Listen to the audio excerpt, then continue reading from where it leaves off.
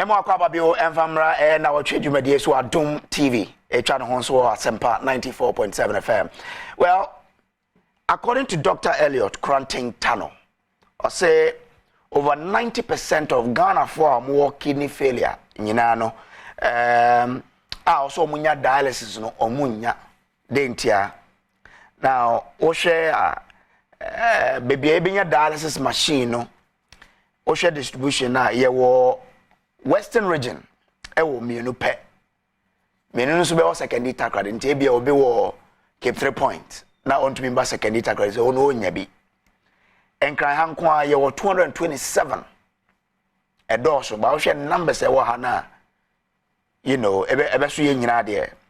Oshe Eastern region mo 8. Central ewo 10. Ashanti was 39 dialysis machines, you know. Volta region ewo 3. Northern region ewo 5. Upper West ewo 3. Bono region ewo mienu. And again, baby everyone impono ne bono so ya de bakwan man kofu bebre na entumi enya access to dialysis no. Because there data ya fa ne kire say so obi enfa say etua ne ka 3,000 cedis a month. Dialysis and oko one section be 380 cedis. Also oko mienu 2 times. You know. So ocean the cost na weekly nkwano over 1,000. Now, as a monthly cost 4,516 over 4,000. You try to 3,000 kind of go. So ocean the panisika onya and the car also board dialysis one heading. Now when I could be a friend of Presla, no was Central Region Ho school, and I said you onya ya diebi. Ye diagnose no share dialysis as sepe. Just after a month, ne ma mi sunya say heading mo say on betumi afa dialysis ho ka no. Na ye be koni akwa kotie Presla. Nsema ode tu dwa no sufre aban say aban hwe na nkom bo afi say edin ma on na ofo say o metumi abo dialysis no ho ka na say ne metumi breaking it down ma we a week be spending over 1,000 on dialysis as a month I say over 4,000 it is a wonni oje 5,000 in pa say na obetumi adi say na odbe for car say na odbe hwe abusia yenko tie Presla ye ba e beto aso sisia ye ya me operation woman me slow and the come me push pakla na sisia ya me operation hono yes ya operation we so me di bia na mafu nti sia ya diska kesia pa nti mesrado phobia se ene aban se obi owo bi no won fandom ye na ododum ya yankopon so be shila doctor for ne ka kire me se machine bo se me daso na Nnawotwi bia se me daso mienu ana miensa na mensu minisika ma mensu ni bi papa ni bi sia ama aye mobo mesra ban se wondom me na omboaye ewo sika semu enye sa de a betu bi ahwe me nkwan wo machine yesu aban yeslew pa ono ile yeslew mumboaye na yentumi banku na mpese mesme ye nurse ni bi na mde boa o man Ghana ebe ye patemu enna yeslew mumboaye senke be ya boa na health insurance betumi afa saka na enka ban enfa saka na mfamboaye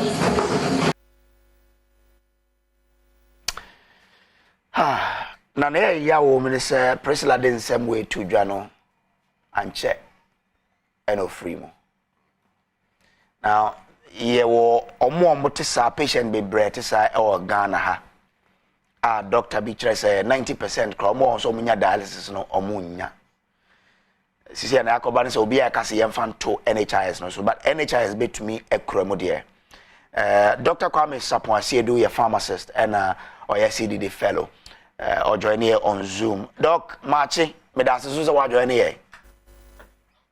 Me also.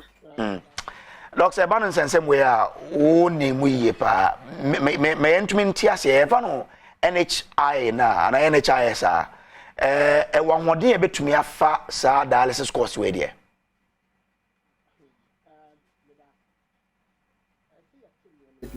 Who say NHIS and NHIA e wo mra mra ne kire say etuo bi wo hɔ a yɛdegye a na akɔ NHIS no ho na kire say wo mo di ayɛ na by way by in 2017 wo mo di mra bi beto ho a mra ne kire say enye sika a yɛdegye ɛma the brony friend statutory fund NHIA local ni nyinaa na ɛkɔ NHIS no na emom no wɔn de wɔn nsa bɛtu bi so na wɔn no adwene mu wɔn de ayɛ deɛ sɛ na ɛfata ama Ghana na deɛ wɔ insurance mu ne sɛ insurance wɔ hɔ yi ɛnyɛ sika na wɔn gye anaasɛ sika na ɛba no ne nyinaa na wɔn de yɛ adwuma ebi wɔ hɔ a ɛyɛ sɛ wɔn kɔ invest na mmerɛ bi so na biribi te sɛ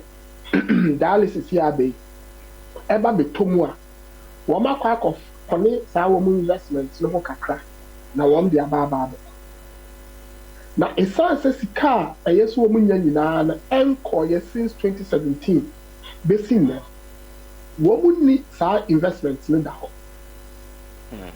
sika yesa ekɔ no say wo hwɛ holistic assessment of health program of West Kraka abina de beto ho na in 2021 6% benefit out of sika so almost 1.9 billion only 1.7 million in 6% benefit and me sure say as a journalist what to say hospitals is soon pharmacies is soon labs is soon say NHIS at the womuka inti say when na cost so that's also like I say NHIS and cover dialysis car at a minimum. So okay say kakra bi kra no wo hwa afi bi ahia be 80,000 and 20 cedis afi nipa baako eyo dialysis wunra obefa ne ade eno no kra no eye se bi a wunni diabetes and hypertension and now here says inti sa wo de sa e ka na ekwa to NHIS so na ese wo mo fa sa eka no for dialysis patient bia se so hwa Ghana ni na me no so de put to dra dialysis machines I which is about 300 but hwa Ghana ni na out of nipa be 19,000 between 13,000 and 19,500 e yes anka one more dialysis so 2,000 pennies I don't know how can I say Dr. Bill comparative care yesterday, like I said, 90% of women who are in Fidel in this. It is only 2,000 no crying out the multiply 80,000 now. And in this case, you're talking about 171 million. And in this case, NHIS local caution. Now the SOB are only say, Safi can one more quack of our.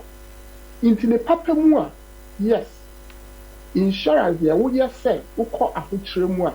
They charge it is an paper more and can say NHIS etumefa because we are seeing have a BA about dialysis patients in the because nobody they would want you crana a big good man. So we a businessman who says inti and can say insurance never that no crane me say insurance people will seek out the better. Mimi to say Ghana they say baby I did NHIS to be fast account. So NHIS into me in fact then I can't be able to me after so I able to me abua patient because all share discussions there konina patient aim to me in fast akano there can able to me after so abua So Kaya Mitia me say a bino Eshem Rabbi 2017. Sam Rana see a trip. Sa capping a capping NHIA cap. Quite bien because a year then on mine Yawafa Yashamra National Health Insurance Act. Na obi de waba no asabe shamra foforo a etia National Health Insurance Act ni a pass wo parliament.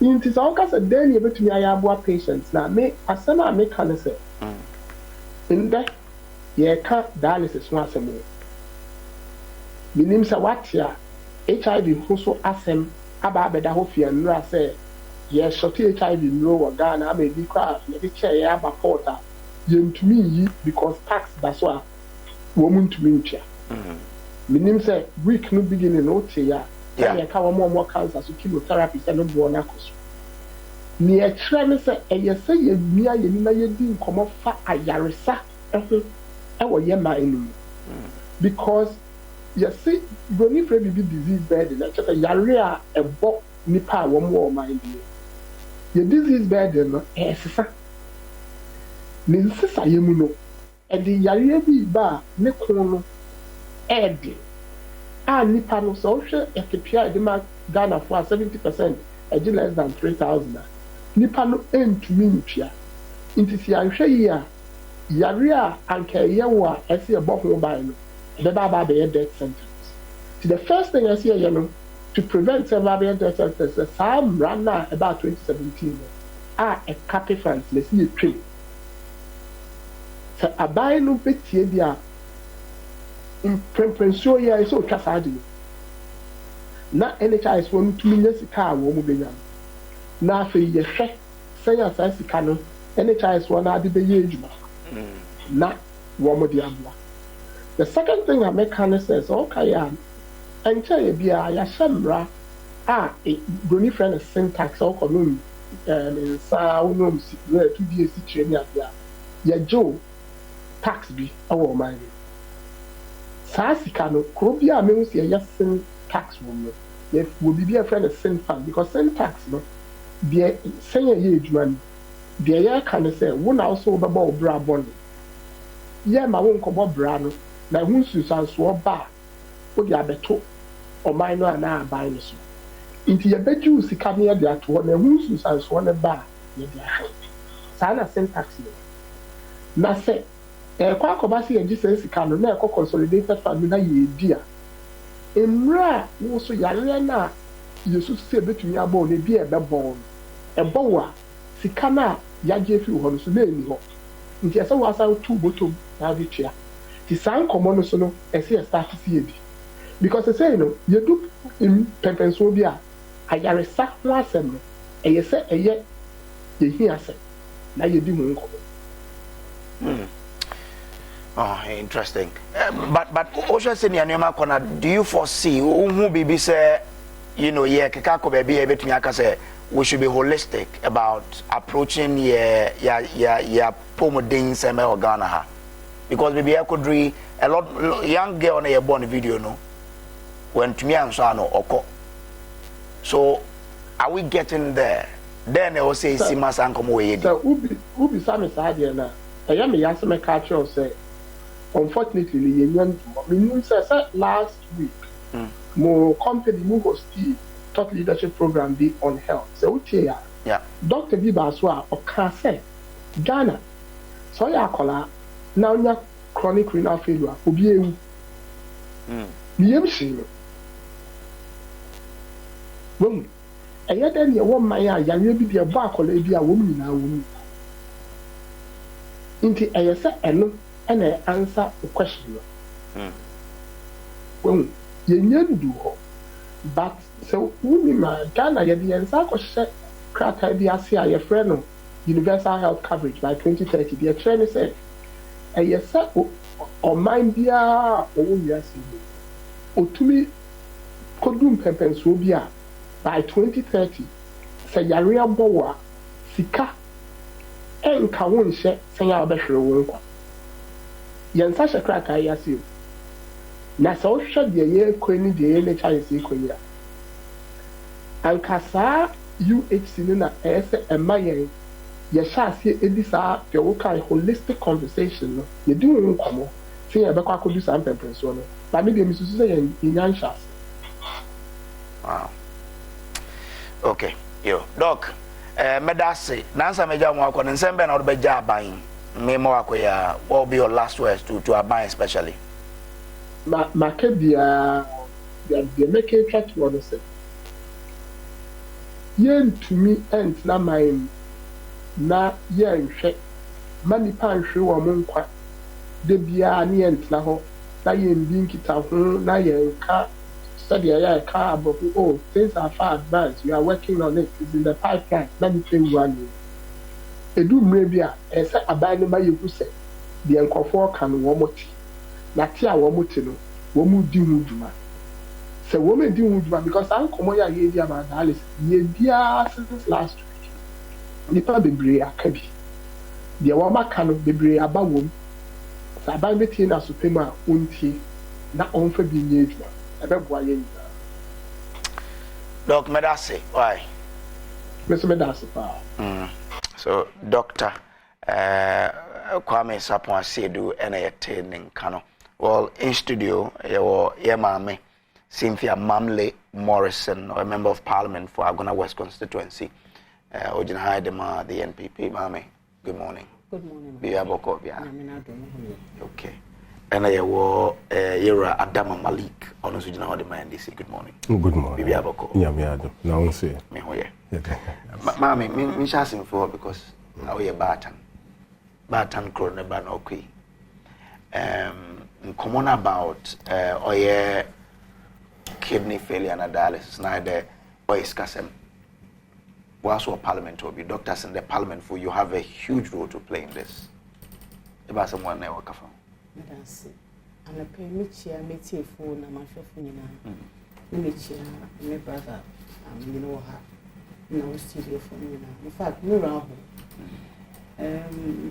ene da no fa me beda no wo ka chem da be ka kidney dialysis no wase na before then na maati this week maati the conversation pre recorded on kidney failure and dialysis na sika in fact me abra also increase from 300 to 700 exactly that's a proposal the 700 Ghana cedis oye ubina ketua Ghana na say dialysis kada do no 700 cedis how are you managing your life me remember so na me the analysis no kwani yaba wabo henbe mawewi obutu wabo bia na ba obutu wabo bia so Dami ebe onye political colors.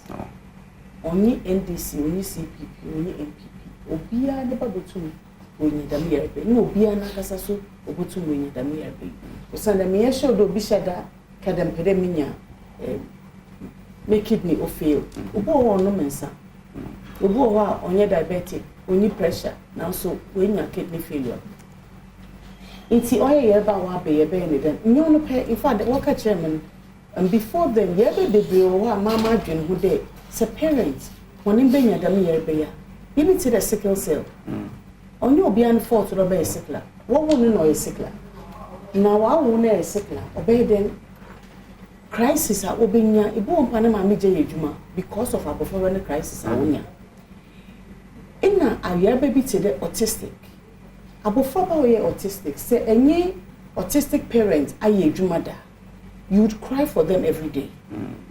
Me wo gender na me program ho ahwehwe bibi kakra mo abofra bi ho a wo wona ne ma me nyim de oyare obenyin kakra bi da ma abofra 24/7 ne nyon kumpo na wadaw oninam fie ho oye gidigidi school be arranged because yen say they need enough special schools what the autistic children instead da ma abofra for the years I obedi was asasi du nyina ne maame odo oje edwuma no tene fi no hwe otanso si de onwona wonyi binpo na wotum won ba yedam yereban because obi a owo bi ze offer nurse man mpanyinfu bebre obi awa autistic children wo Ghana ha wo nurse o hwa abofan 24/7 e ba ko 2 nurses mo ba na pa no mo benwumbre na mo hwe no change na anti parents na po e bi a wo hu abofan ba wo hu ne bebre but abofan bebre o ha 24/7 or you're hyper.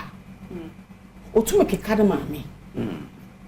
ne maame te nyine maame te wan abofrant wan wa so wa bɔ ne maame na so nyo na oye yereba na oye ne dam e bɔ bro abofra ba ne bia na e kyede entumi chichirin nti abofra ba onda na dede nkuti na oye no keke no akɔ no tutu nyama na wo sirisiru na oye nyama odo wi abra onda anofa onda ebu o de da wo kakra bi na nenya ate nti maame ne do already pay na so ya abofra ba otum de ade bɔ ne maame a ne maame na ada na ofa ade o da akɔ bɔ ne maame maame fun peace wo with a member ne pay na papa na eje awore na okɔ inti da maame fun so ye wondem onye dialysis nkote oye multiple of nyama in fact and fe ma dwindwin nyama bebre a oma awofo meka awofo because ye ba wo balance awofo wo ho chire ho inti ye be ye dem as a nation okay nye ye be ye dem as MPP ye be ye dem as NDC no be as a score political point then ya aba ne be no ye dey oyada obotu wato be o tere disability. Yeah, I'll come back to you there, because we are told that Kolebufunu wanted to increase work cost because of the taxes on the dialysis machines. Oh, okay. Which of course I'll come back to you on that one. Remember, Oradama, Iba has an order to me as a nation now. Look, 2,000 patients in our war or kidney failure. Actually, statistics that we have only 300 dialysis machines. Regions who we need dialysis machine cry. Region who Western region 2 pence will be fee and him for double second takrade. So, Iba has an order as a country. Yeah, midasi bibi mame dedi kama menchia wan ohwe na menchia wan kasa menchia me sister nso na eja menchia onkrofo a omoma program no epia bontina obi atmehwa obi a 80 na yare we di MC a hard drink kakra na yatie di doc nso kan na doc ekasa yi nso na minimum nso e sha drink kakra na bibi kakra nso no na menene share a drink kakra just because Sanawdi can kai and who read the various articles ne informations are airbar and me say increment no airbar as a result of some of the taxes and I'm scientist say some of the equipments not necessarily the whole machine and some of ndru are airbar no tax accrued tax of 5% so muyi wo habwa nti say uyi first na tax exemption so and omuyi tax exemption no efisu nti omuyi efisu no say na it be a difference no omo de bema the users just because no jodi ba no ontimi nkita nti na ma based on all this things no and the mom person where they omo increase nti we share the doc kind any other people kind this is one of the reasons on person where they omo too. And Obisa, I say the number of the dialysis machines are here, they are not that big. It's true. Look at the costs. I don't know whether I should say it's much or not.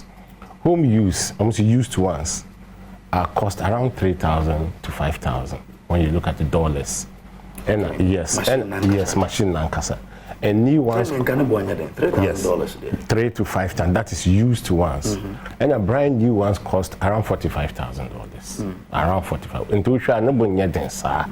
And you know, though you suma buy mum, say on but I buy boa that is one.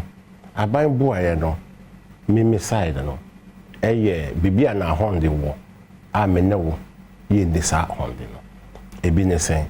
Ebini tax initially while we the better so any so no at least on say ye tax in the ebino no o ye a senate to be a price in bed then ebe for that is the AD kind and the also me no send dog say kind national health insurance me say some percentage of VAT a coho a bank cap no on share and also just because as at this time no you hear scar for that sector.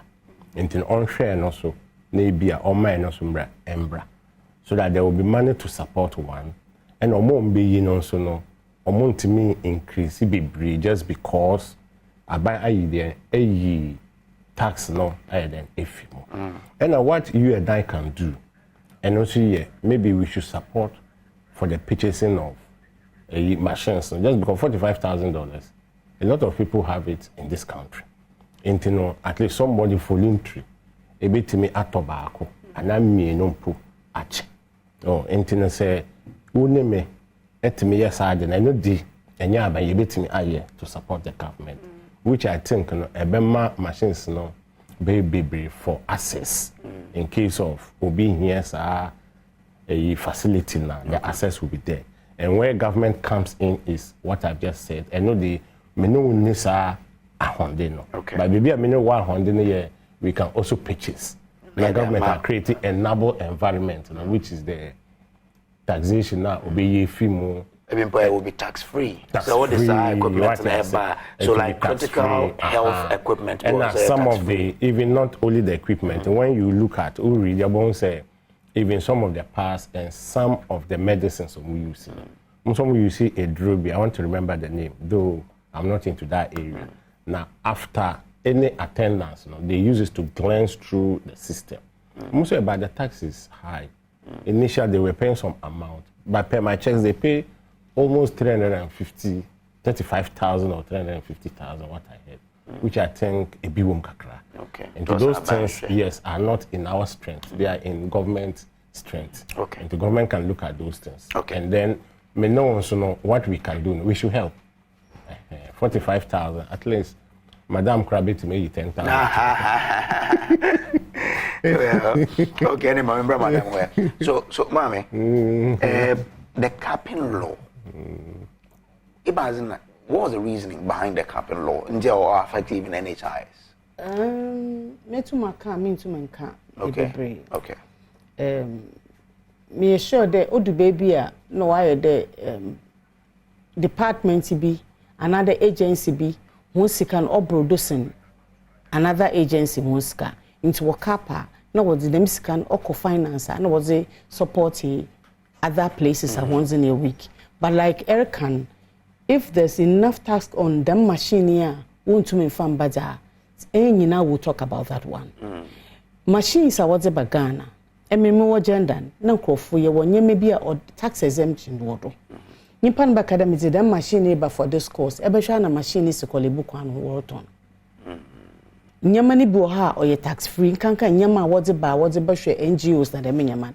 About my bed wave tax and will drop by my office and my sign or the book of finance. Obo win ebonda nyaman go kwan Wharton. We can hospital equipment. Okay. It is about time and maybe would monitor. Say ebi or your dialysis machine or what's about or your dead ministry. Oh, the dialysis machine 20 na waba o manima na wo be dey chin to do time people NGO fun honyama wo de bana wo ya make sure do be free the ministry ho na wa follow up na we hu the nyama na wo de be or for charity no nya da wo koton okay obo Herman clearance wi okay yi nyama no baba ka chere bia make yi nyama na indem pedam for distribution intima obi free gender number share the me distributor by the time I be realize the be also oh ni we free inti wa odukodada wo inti nyama no de wave tax on it, but obodu kromahan I can speak on authority because the minyaman oba Ministry of Gender near besign and son is our finance. Okay. Na nyamani bi akokwa wa worton dada. Nti wave tax na man thinking there or je baba donate my hospital be another bibi ona ba ampa obo donate kakra bi na nke no akoton. Nti say abanene bo follow finance bo follow up ye especially on the dialysis machine oba na man number. Somebody follows to the hospital and then occasionally somebody will go and monitor and make sure that the machine is still there and operating. Or the many people tunes are better how no be a fraud the hospital be will be a US where ye one man be motu meza but na mum duty order don mean to ya into able to my a probably able to your duty na intin there are lots of things are here no my way to kwan wo nya what be fear be boyen na so do porter duty na make sure the duty no so ni reasoning cha or a government, why a straight kakra wodon or one of these things. But if we put the monitoring mechanism in place, we can monitor every machine that is coming to Ghana. Okay. Na ya sana ye bibi to the Moroccan de hanging out ye beboa. Ye pa incubator see ye to studio. And you brother Kwame. Or ye the me or friend then campaign na me ye incubators. Aguna West Mutu Makade, Richie Foundation, make big brother. Abamen incubators nibi. Kwame no de enyim nti wo so able to use them medium away as I them dialysis for one campaign them machine door ka 45,000 e be nyipa bibiri bo nyipa 10 okay bi antu 4,500 na yen ko fambra o deport na one GS kan ko tenza on the Borders Hospital yeah and them will get a lot of people companies agencies on nyina so botum wa contribute because manager net office bin da na if you dey botum aboa na so emboa e bi e beko retirement na wo so kidney e kenya problem na dam time so usike so nti ehe nyina e botum aka bom ye common pool kura obi betu e one city school for my from nyina can even contribute ye use enua ya we fi mi na ye za ye campaign na abofro hu de ni nua we fi ma ne sane pocket money ye 10 cedis a obotum academy 2 cedis beko akotum na ye za aboa na ye make sure the nyimpa sikamba be sini do obo hwe so de able to the menyeme nyina accountability wo ho a won abusing or dem obi abotum abo because aban ontumi ye bibia that is not possible. I remember them water crying when COVID came. Your launch a campaign, we were able to get 2 ventilators for FM Quanta. That's good. 2 companies, one each water dialysis machine, ventilators. Yeah, me the boy. Individuals discover in the count. I'm going to call machines. So I think that it can be done. Yeah. You bet to me, it must be done. Yeah, it must be done. Or they, me sure them producers will take this up and see how able to me drive Mankofo. Work come together in your ventilator, in your dialysis machine, a BN3 and a 5, we've been successful. But then, so it means there, as we speak, the regime would be taxes if dialysis machine done all. Oh, in your dialysis machine, keke. In Crawford, Bebria, warrior NGOs are what's in Yama ban. Is there? Is there? What's in your man about him? What bar? What's the 1 letter, 1 way bill, and the minion abeba gender ministry for waiver? Is not there? As I'm fan qua, maybe to your taxes, wado. On a binum to your taxes, but America that there is a regime, wash the man. Me to make a de unyo was about as a timer, no. But the abuse was also there because in Yaman be a bar, some monitor now follow, or the Yama 1 container bar. Okay. Container not the baying, us on not in the way bail, bro. Or you at least, and you see who Yama wom damn pa. Wo household in Yaman friend, Yaman Edzaban, another wo shop in Yaman Fred, the Minyamana, Edzabanana. Obo Hobabano Bobo in Yamanodun. In Yaman be furniture and zo woman or your phone on Cassan, so catch a beer, me wo home wo ha, midzi the Minyaman, one day you deal with the homes in. It's on 1 hour boboa, it be a homes in was 1 Yaman, but there is a waiver.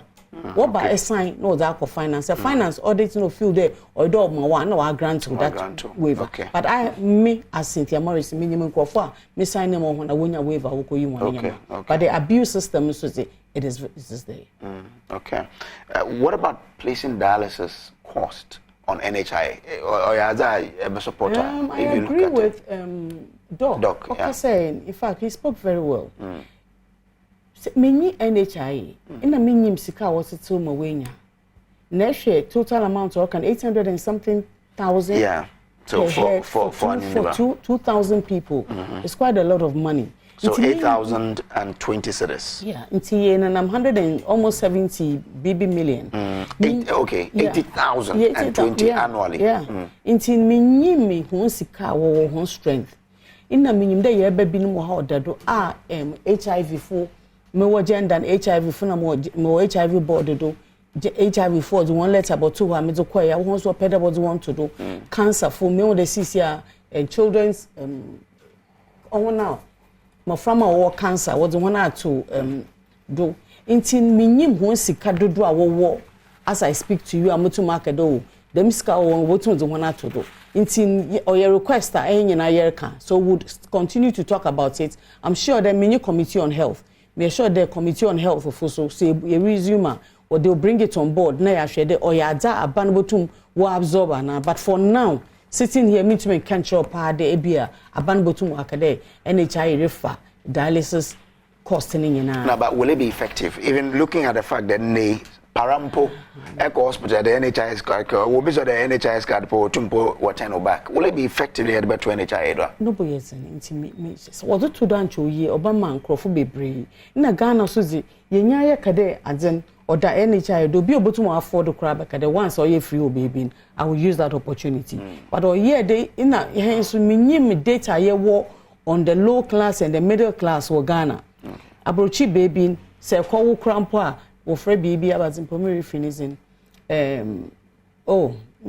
put you on it and they give you a card. You can go for food stamp. Go for food stamp na the minimum. Only a certain class of people would you call a certain amount, you are not qualified. Okay. But would salary will be below a certain level, or no echo for milk, na diapers, na man, or more food stamp for its ban, kakewa, or manesa, before show, will make sure that you are eating well into weight is in a man. But if you are woo threshold, no so was on one kasana, a show.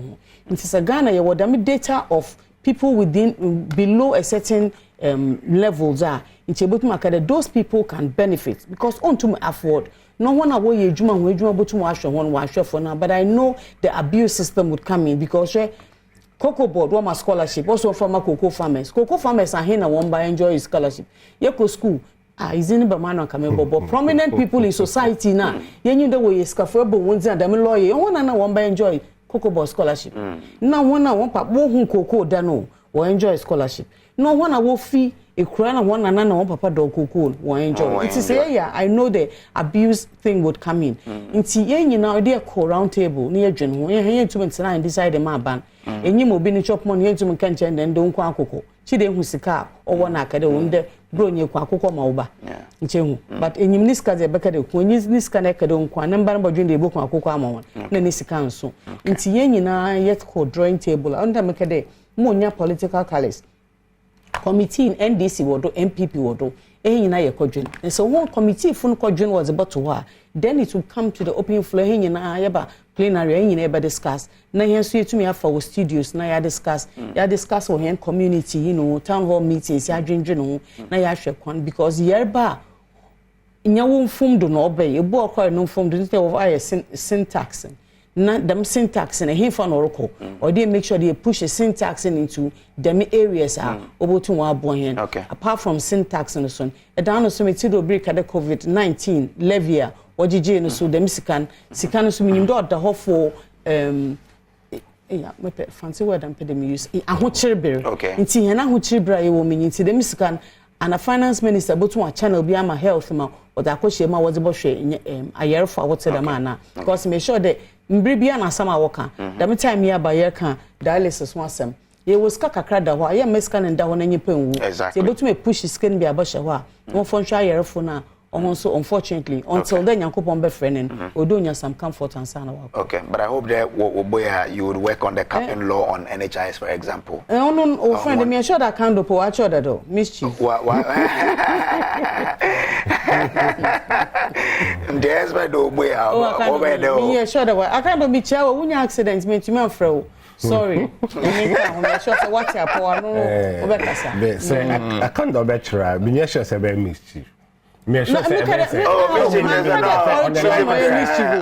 can't do now no mischief man you party man can right okay well a good idea Nnawotwi we'll wrap this conversation with a young lady Priscilla Ninsa Modija Aban. I'm sure when if the president or Russia words of afraid because okay one chair no free even we name Ramatia the other issues no do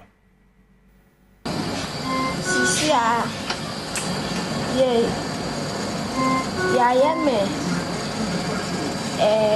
population woman me slow and they come no me fusu pakla Sisia yeah me operation honum yes say yeah operation we so me di bia na mafu nti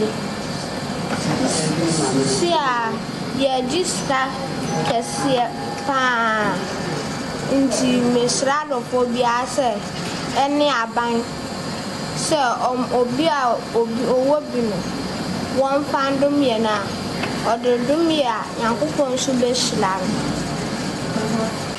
doctor for na ka kire me say machine bo say me dash na Nnawotwi bia say me dash mienu ana me ensa na me so minisika ma me so ni bi papa ni bi sia ama aye mobo mesra ban say wondom me na omboaye ewo sika semu enya sa dia betu mi ahwe me nkwan wo machine so aban yɛsrɛ wo paa wo ne ɔyile yɛsrɛ mo momboa yɛ na yɛntumi mba nkwam na mpɛ sɛ me so meyɛ nurse ni bi na mede boa ɔman Ghana ɛne yɛ mpatemu ɛnyinaa yɛsrɛ mo momboa yɛ sɛ nka ɛbɛyɛ mpo a na health insurance bɛtumi afa saa ka no a nka aban ɛmfa saa ka no na ɔmfa mboa yɛ.